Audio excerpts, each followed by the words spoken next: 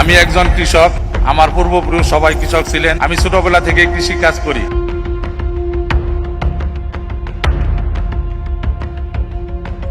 গতকাল পহেলা বৈশাখে কৃষক কার্ড উদ্বোধন অনুষ্ঠানে প্রধানমন্ত্রী কর্তৃক এক কৃষকের হাতে কার্ড তুলে দেওয়ার দৃশ্য ঘিরে সামাজিক যোগাযোগ মাধ্যমে শুরু হয়েছে এক নতুন বিতর্ক। অনুষ্ঠানে প্রধানমন্ত্রী তারেক রহমানের কাছ থেকে কার্ড গ্রহণ করেন কবির হোসেন নামের এক ব্যক্তি, যাকে কৃষক হিসেবে পরিচয় করিয়ে দেওয়া হয়।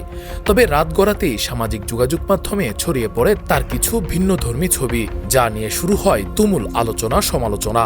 ভাইরাল হওয়া ছবিগুলোতে দেখা যায় কবির হোসেন কখনো পরিপাটি শুট পরে বিমানবন্দরে অবস্থান করছেন, কখনো সুইমিং পুলে সময় কাটাচ্ছেন, আবার কোথাও তাকে অভিজাত পরিবেশে দেখা যাচ্ছে।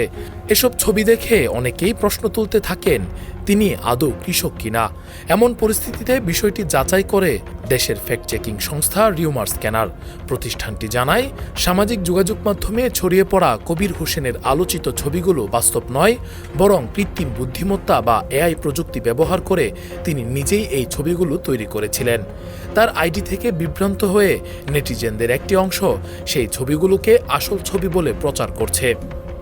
রিউমার স্ক্যানারের বিশ্লেষণে বলা হয়, ছবিগুলোর ভিজুয়াল উপস্থাপন, আলো ছায়ার অসামঞ্জস্য এবং প্রেক্ষাপটের অস্বাভাবিকতা থেকে স্পষ্ট হয় এগুলো প্রকৃত ছবি নয়।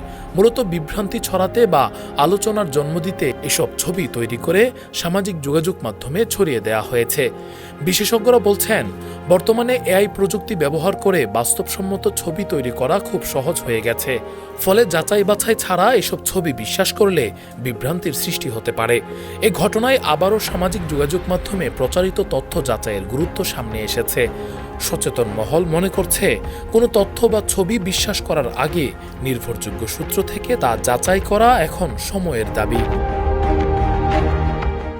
Rakibul Islam Rais, face the people, desk report. Next level, well done, side by side, free.